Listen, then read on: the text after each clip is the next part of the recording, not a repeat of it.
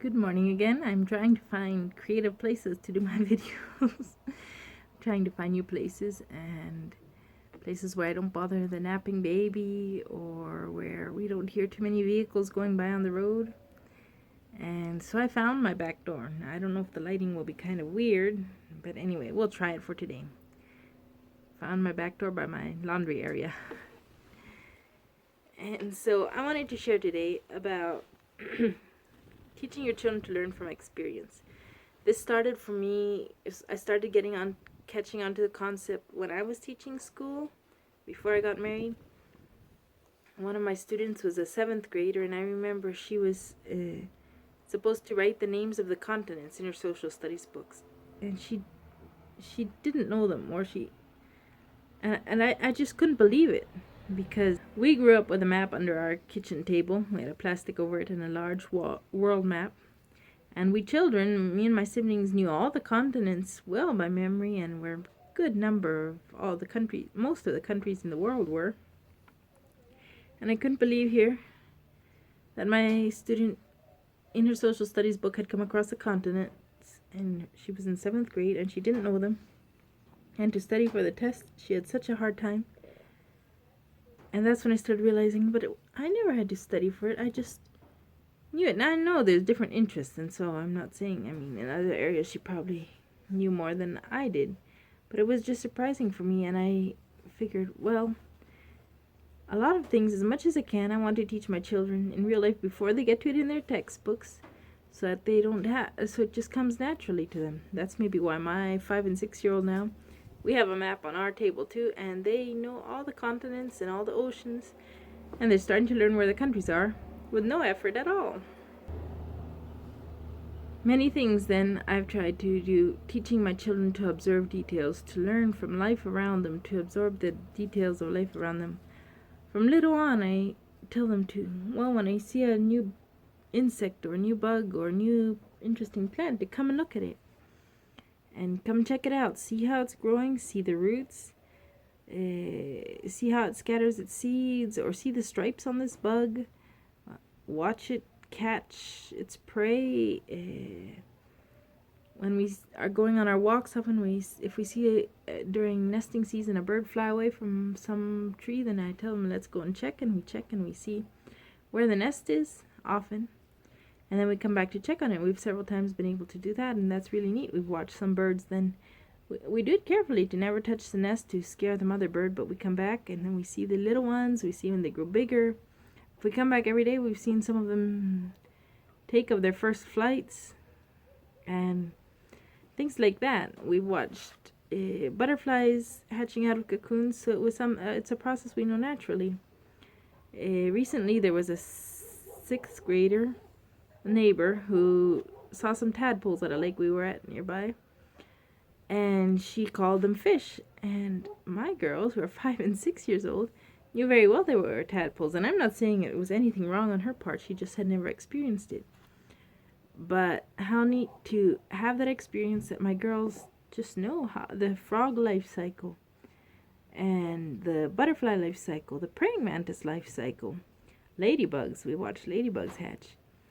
All of those, you can find some other videos on my channel about butterflies or praying mantises and spiders, spiny orb weavers. They're also neat to watch.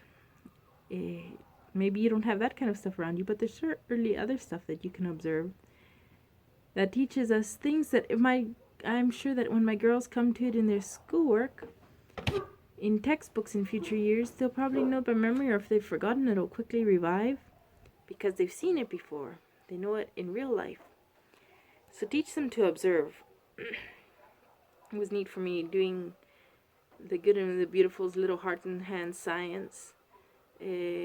Recently, we did a chapter on tree bark, and then we went on a walk later, and the girls were looking at all the kinds of tree barks. Some of them spiny and pokey, some of them smooth, some of them rough. And just to see their excitement, it opens our world so much when we learn to observe the little details of things.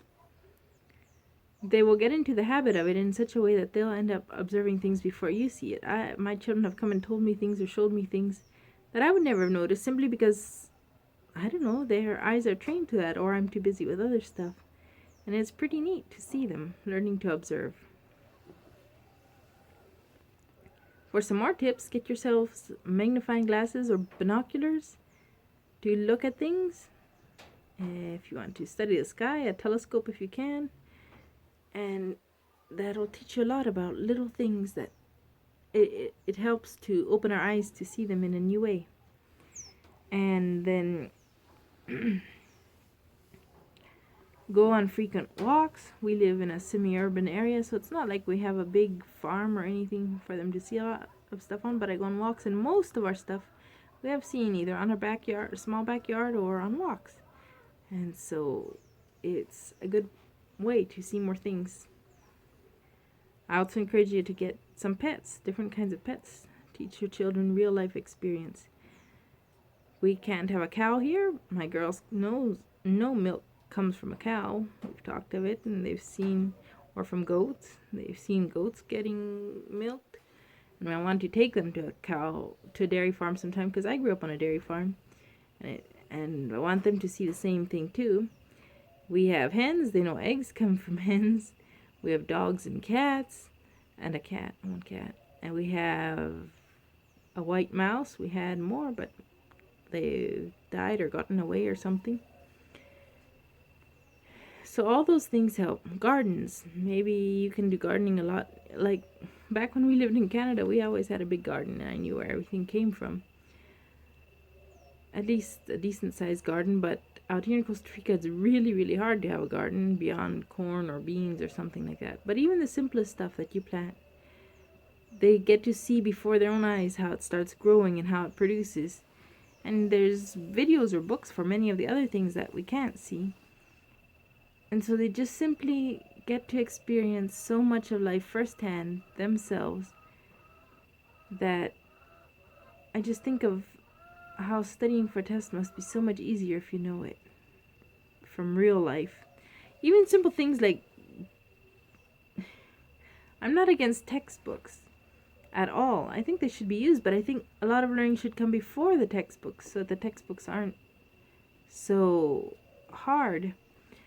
Like, I remember one student that she had a list of missionary names. It was a social studies book, but missionary names and their countries, and she had to match them up.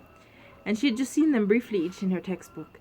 But it was, I don't think that was very profitable, really, because she didn't know how to match them up. She didn't remember well enough. But I knew them all, or pretty much all, because I'd read missionary stories.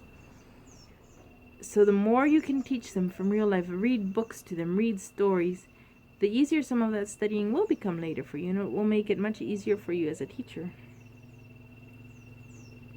We have the blessing nowadays of science DVDs.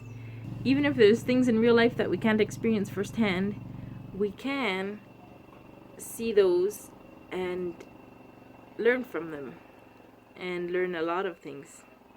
So today, look for ways that you can teach your children through real life, getting their hands in the dirt, watching with their own eyes, and see how much easier a lot of the stuff will come for them, even in their school subjects later, if they do know it already. See you in the next video.